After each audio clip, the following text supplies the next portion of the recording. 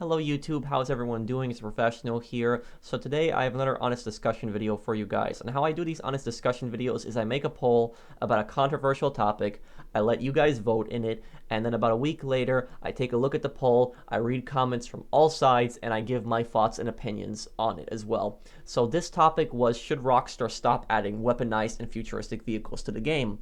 And I say that because almost every single update since gunrunning has had military vehicles, futuristic vehicles, some kind of weaponized vehicle shoved into it. I mean, take a look at the After Hours DLC. That DLC was nightclub themed, and they still shoved military stuff into it. What does a flying futuristic motorcycle, have to do with a nightclub DLC?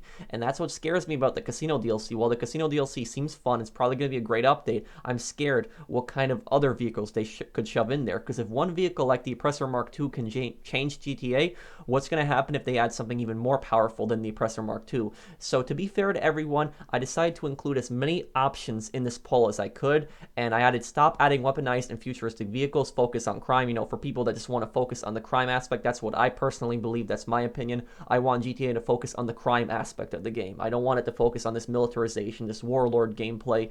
And the second option I have is I am fine with weaponized vehicles, just no more futuristic ones. And I want both new military and futuristic vehicles, and I want only new futuristic vehicles. And in this poll, about 71,000 people voted, so that's a lot of people. We have a pretty good sampling size. And stop adding weaponized and futuristic vehicles, that was the first one. It has only 27%. That is the second place.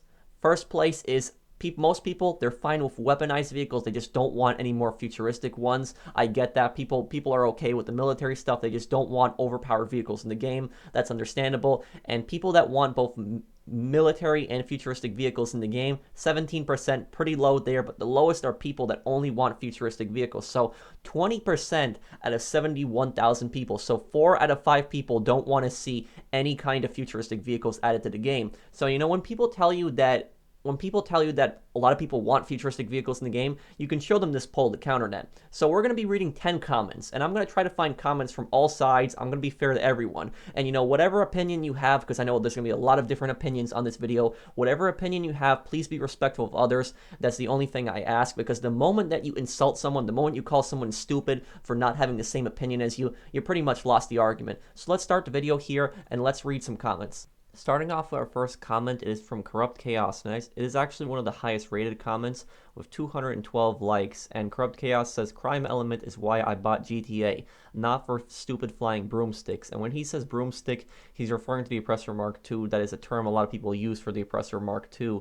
And I agree with him that I buy a GTA game for the crime element. I buy it because it's a unique game. It's a game where you play as a criminal. And you're building your own criminal empire, or you're committing criminal acts, and you're trying to rise to the top. The point of the game is to be a successful criminal. But when they add things like the Oppressor Mark II, they add the deluxe, so not just the vehicles, but they add things like the orbital cannon, it doesn't feel like a GTA game anymore. It feels like some kind of futuristic, crazy warlord action game. I don't even know the terms to describe it. It feels more like a Saints Row game.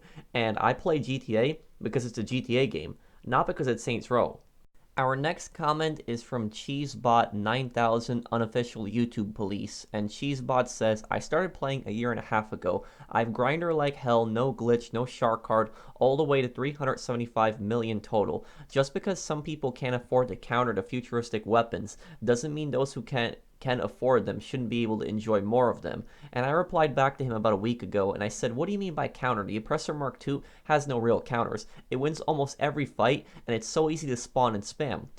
There isn't really a counter to the Oppressor Mark II. When I made a video, about a month and a half ago, and I said in that video's top 5 ways to fight back against the Oppressor Mark II griefers. It wasn't counters, it was ways to fight back against it, but the Oppressor Mark II does not really have a counter. You can't say that another oppressor is a counter to it, because if you're using the same exact thing to stop the same exact thing, that's not really a counter. The Oppressor Mark II can be spawned so easily with the interaction menu, the MC menu, just spawn it right there, and it's there. And it has very accurate missiles. It's a very small target. It has countermeasures, has flares and chaff. It's just so hard to deal with. It's just so hard to fight. There's not really that many ways to fight back against it. And when you say right here, I disagree with you, Cheese, when you say that people can't afford to fight back against an Oppressor Mark II, they can't counter it.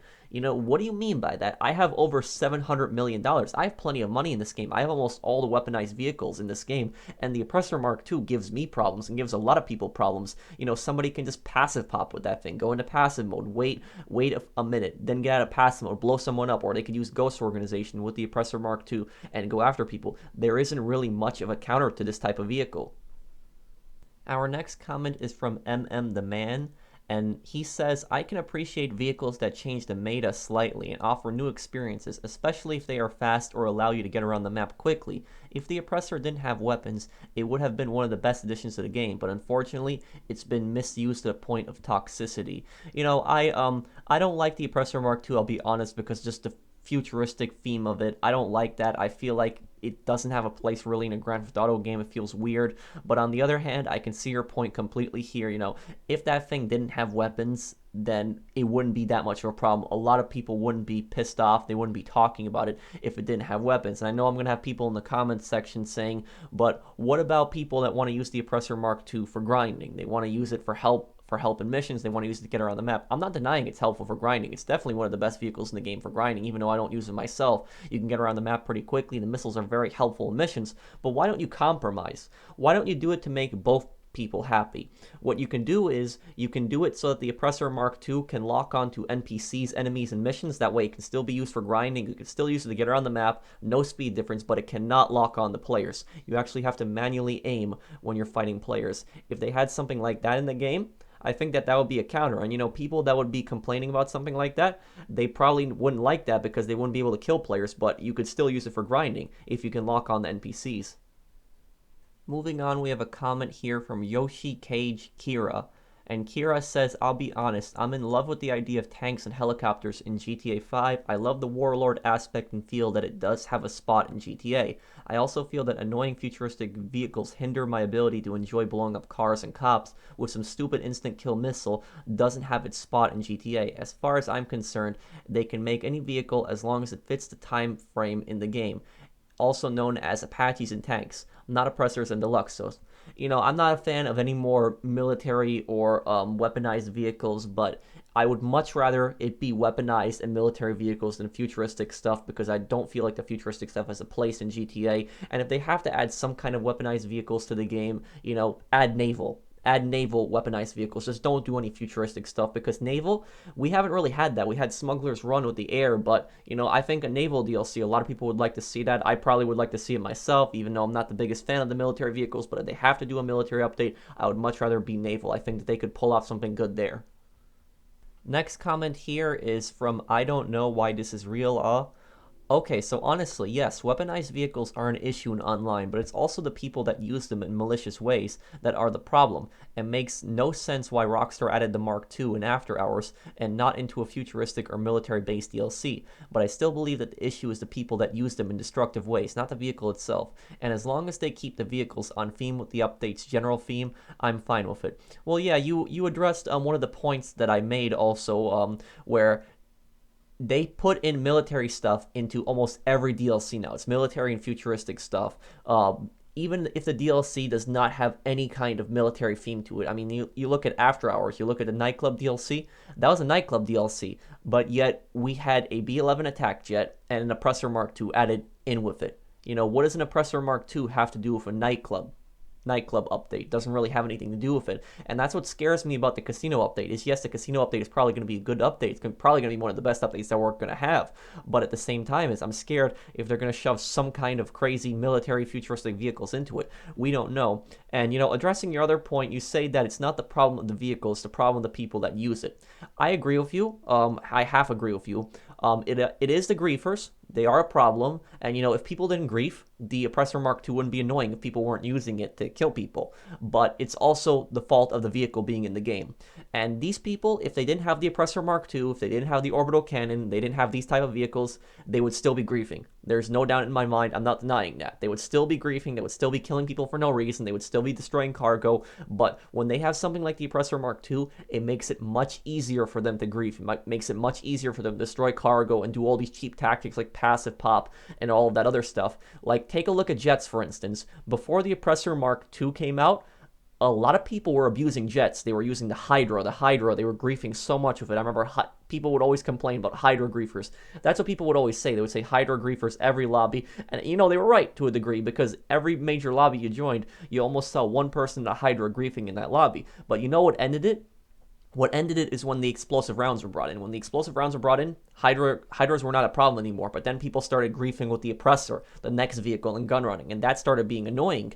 And then, guess what? Doomsday Heist came out. People started griefing with the next vehicle, the Deluxo. And then when the Oppressor Mark II came out, with the After Hours DLC, people grief with that. So it looks like every DLC, they're adding an even more powerful vehicle, and people start griefing with that. And I'm very scared if they add a vehicle that's more powerful than the Oppressor Mark II, people are going to start griefing with that next. So yes, these people would be griefing if they didn't have the Oppressor Mark II, but it makes it easier when they have things like this. At least with the jets, we could counter those. We could blow those up. And the regular Oppressors, at least a regular Oppressor, it took some skill, you know, to fly around with that thing. But the Oppressor Mark II takes almost no skill to fly with it.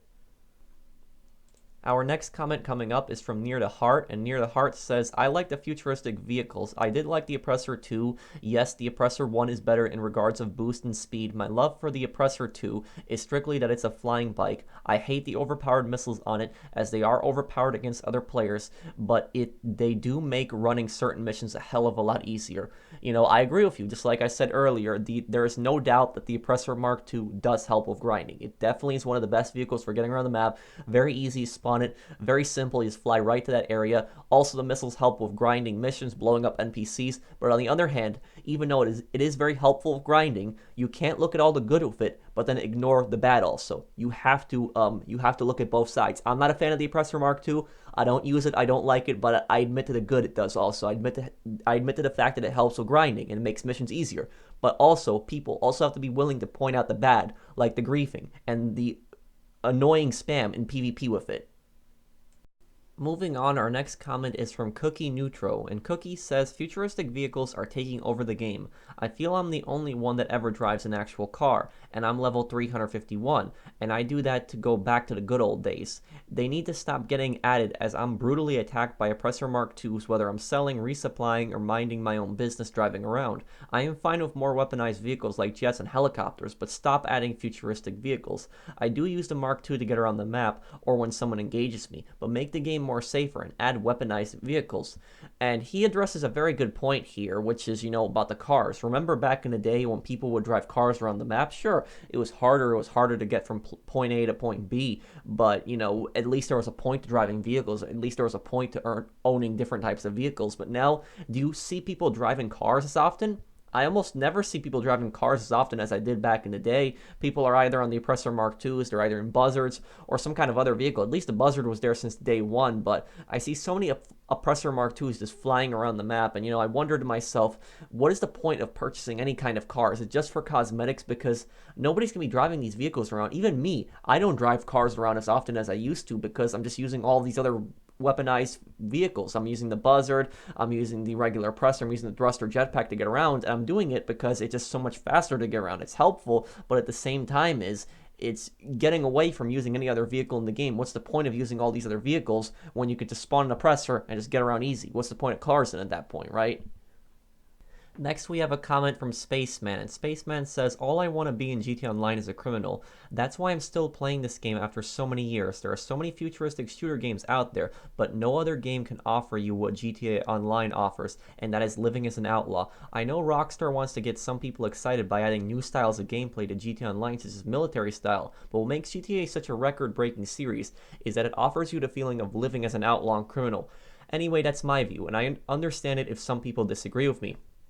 This is what makes GTA unique as a game. There are not that many games out there like GTA. What games are there out there like that? Current games, modern games, right now, where you can play as a criminal. You are in an open world game, you can commit crimes, you can make money in so many different ways committing crimes. You know, usually games you play as a soldier or you play as some kind of hero. But here we have an open world game where you can commit as many crimes as you want, do all different kinds of things, mess around. You have a story also. There's not that many games out there, and that's what makes GTA such a successful game. And, you know, it should keep those roots. You know, I played GTA Vice City. I bought that. I bought San Andreas. I bought Liberty City Stories. I bought Vice City Stories. I bought GTA 4. I bought GTA 5. I played almost all the GTA games. And, you know, those games, they didn't really have that many weaponized and futuristic vehicles in there, but they were amazing, great games, and people loved them. We had the tank, we had the hunter back then, and they were great games. People didn't really want that many weaponized vehicles in them. They loved the games for what they were.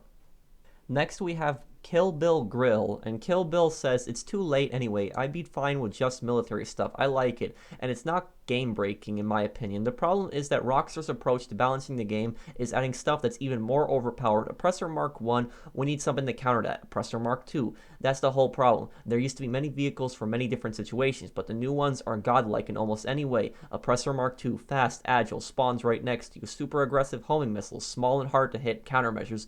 Even though the update failed, I really like the Arena Wars vehicles. They are super fun to use, but they aren't overpowered fighting machines. By the way, I love your work, would be great if you feature my comment. Please like it, guys.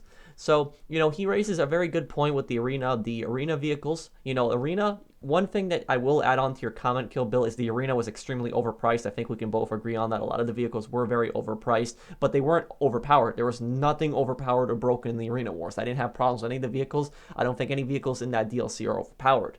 I guess that's one good thing that came out of the vehicles. Some of the vehicles were fun, like the Death Bike, the custom ZR380, and the Sasquatch. It did have some good vehicles despite the DLC being so overpriced.